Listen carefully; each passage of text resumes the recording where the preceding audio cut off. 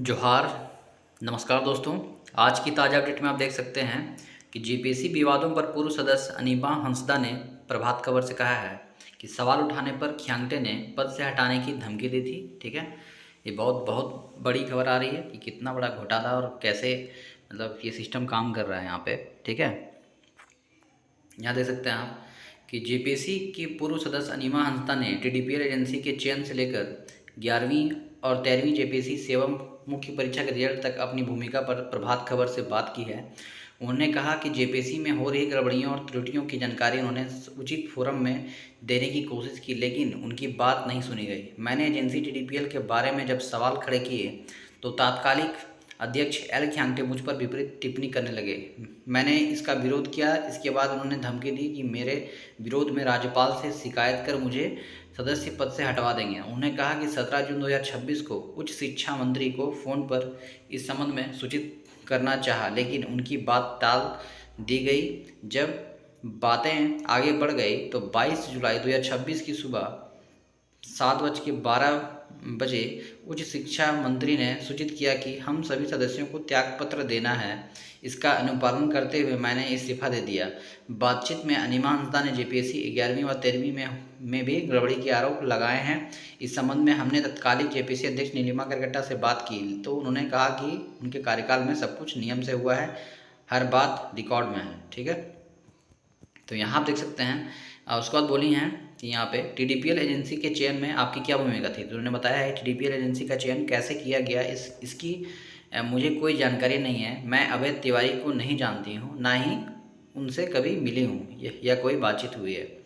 आरोप है कि टीडीपीएल के निदेशकों ने जेपीएससी कार्यालय में प्रेजेंटेशन दिया था जिसमें सभी सदस्य मौजूद थे।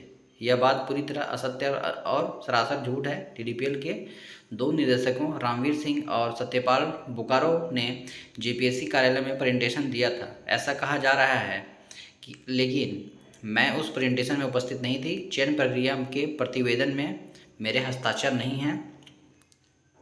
मैंने उनका प्रेजेंटेशन भी नहीं देखा है। ठीक है, अगला सवाल इनसे पूछा गया है 11वीं 13वीं सिविल सेवा मुख्य परीक्षा के रिजल्ट पर भी सवाल उठे हैं। तो मैंने 11वीं 13वीं सिविल सेवा मेंस रिजल्ट पर हस्ताक्षर नहीं किए थे, उसमें कई त्रुटियां थी और इसकी सूचना मैंने माननीय उच्च शिक्षा मंत्री को दी थी। अध्यक्ष ने मुझसे 11वीं और 13वीं सिविल सेवा मेंस रिजल्ट की स्क्रूटनी करने को कहा था, लेकिन मैंने स्वीकार कर दिया।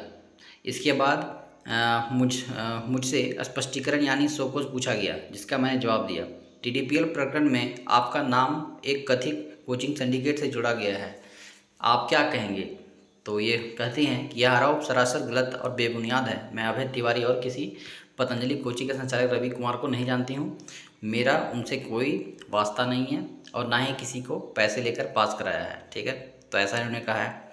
अब देखिए जांच ऐसे आगे बढ़ेगी, बहुत सारे इसमें खुलासे होंगे, बहुत सारे इसमें बड़े बड़े चेहरे इसमें फंसेंगे या उनका चेहरा बेनकाब होगा। ठीक है, इसके बाद देखिए नियम विरुद्ध बना था कॉपी जांच का विशेषज्ञ पैनल। ठीक है, जेपीएससी के पूर्व सदस्य डॉक्टर अनीमा हंसदा ने सिविल सेवा मुख्य परीक्षा की उत्तर पुस्तिका के मूल्यांकन के बाद उसकी स्क्रूटनी पर सवाल उठाए थे। इसे लेकर उन्होंने आयोग के तत्कालिक अध्यक्ष एल खियांगटे को 20 मई 2025 को पत्र लिखा था। पत्र में डॉक्टर हंसदा ने आरोप लगाया कि सिविल सेवा परीक्षा 2023 पीटी में कुछ केंद्रों पर प्रश्नों की पुनरावृत्ति खुले पैकेट में प्रश्न पत्र पहुंचे। प्रश्न पत्र और उत्तर पुस्तिका के क्रमांक में अंतर और कदाचार की शिकायतों का उल्लेख किया है। डॉक्टर हंसदा ने मुख्य परीक्षा की कॉपियों की ऑनलाइन जांच प्रक्रिया सदस्यों की सहमति के बिना शुरू किए जाने का आरोप लगाया। उनके अनुसार करीब 100 कंप्यूटरों का सेटअप लगाया गया और बिना किसी तैयारी के 60 से अधिक विशेषज्ञों को बुलाया गया। विशेषज्ञों द्वारा 30 जून 2026 से मूल्यांकन कार्य भी शुरू कर दिया गया। अवकाश के दिन बैठकर बुलाकर कंप्यूटर से कॉपियों की जांच के लिए 160 रुपये प्रति कॉपी की दर से भुगतान की सहमति ली गई। बताइए दोस्तों, ऐसे कैसे सिस्टम चलेगा और कैसे योग्य छात्र सिस्टम में आ पाएंगे और हमारा झारखंड बदलेगा। इतना करप्शन और कैसे क्या सिस्टम चल रहा है, इसकी जांच बहुत ज़रूरी है, होनी चाहिए, ताकि आगे से इस तरह से जो भी समस्याएं आ रही हैं उसको दूर किया जा सके। तो मिलते हैं दोस्तों नेक्स्ट वीडियो में। तो बने रहिए हमारे साथ। चैनल को सब्सक्राइब नहीं किया तो चैनल को सब्सक्राइब कर लें और बेल आइकन को भी प्रेस कर लें, ताकि हमारे आगे आने वाले वीडियो की नोटिफिकेशन आप सबों तक पहुंच सके। धन्यवाद। जोहार।